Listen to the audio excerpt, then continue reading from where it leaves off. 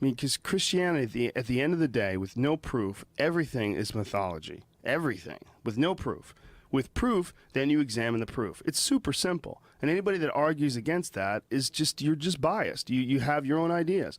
If you have some proof that there was a God, that this God had one son, and he made this son come down and get the fuck beat out of him and nailed to a board so that we could all have no sin.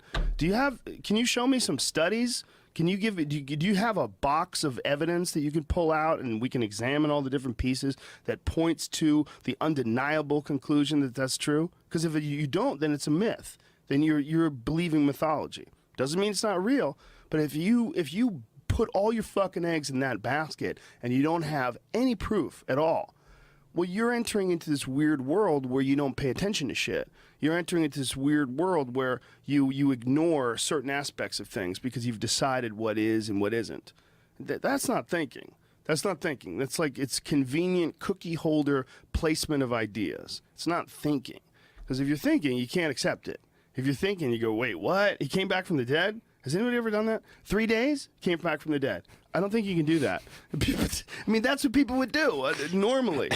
But, you know, my kid had a function today, and I went to this function, and they're all, we're singing God Bless America, and there's like something about heaven in there, and their school prayer. I'm like, well, okay, are we teaching people? We're teaching kids things, right? What's heaven? Where is this? Is this a real thing? Are we just pretending heaven's real so the kids feel good and they can get through 12th grade? What are we doing here? What are we doing? You know, we have to make shit up about stuff that we don't know instead of just accepting what we do know. Instead of just celebrating and accepting what we know about life, we have to pretend that there's a heaven. And you're going to go to heaven when you die. What the fuck are you talking about? Like, you're teaching my kid nonsense. Why don't you teach him some Rumpelstiltskin shit? Why don't you make some shit up about leprechauns? You're making shit up about heaven. I'm not saying heaven doesn't exist, but you're just making it up. You're teaching a school, in a class. You're making them, and then in heaven, God in heaven. God in heaven? Where's heaven? Who's God? What are you talking about? What are you talking about? You're making up some shit. You're making up some shit in a school.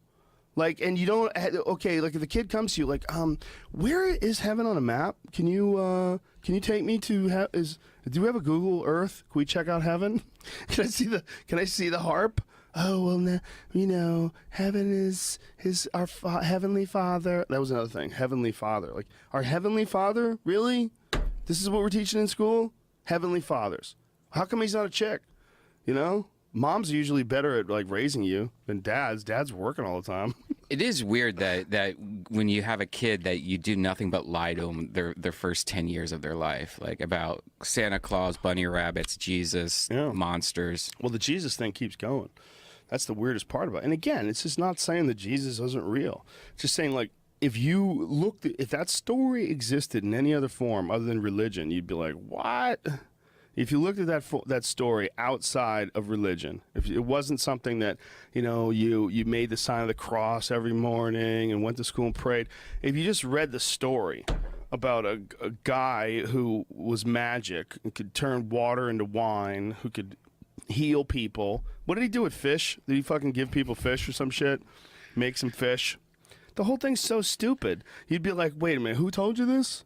Well, it's a long story. See, it was actually spoken about for about 1,000 years before anybody bothered to write it down. You'd be like, wait, what? Shut the fuck up. They told it for 1,000 years. The Old Testament, they told the Old Testament for 1,000 years. It was spoken for 1,000 years.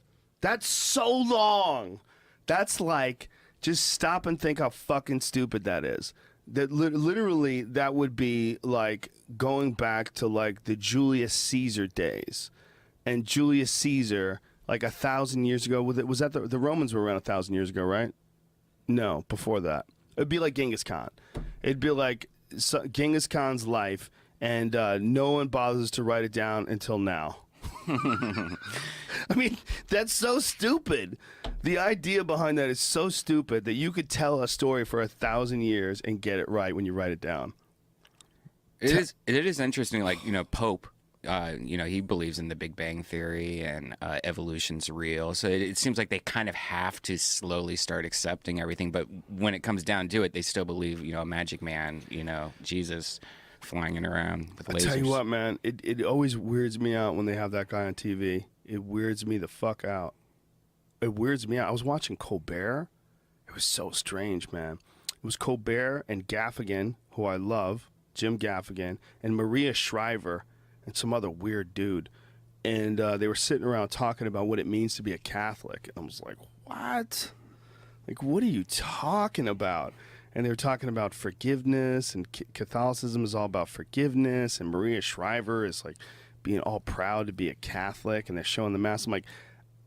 I'm like, hit the brakes. Aren't you grown adults? Like, you're into nonsense? So you're into nonsense. Is that what this is? Because you're showing nonsense. You get this guy dressed like he's in a fucking Harry Potter movie, and he's standing in front of all these people with a chalice. He's wearing a cult outfit. He literally is wearing a cult outfit from 1,000 years ago. And you're all sitting there listening to this nonsense. Total nonsense. He's not even speaking it in English. And you're there. You're like, yes, we're here. We're here to witness the Holy Father. Like, what the fuck are you talking about? You're there to witness a guy who works for an organization that owns a building that houses the largest gay bathhouse in Europe.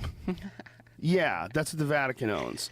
I mean, the whole thing is so fucking ridiculous. And that this guy is meeting with all these people all across America, and they're all so happy to meet the Pope. This is so amazing. And he listens to people's stories, and he decides whether or not people should be able to get married if they're gay. It's hilarious.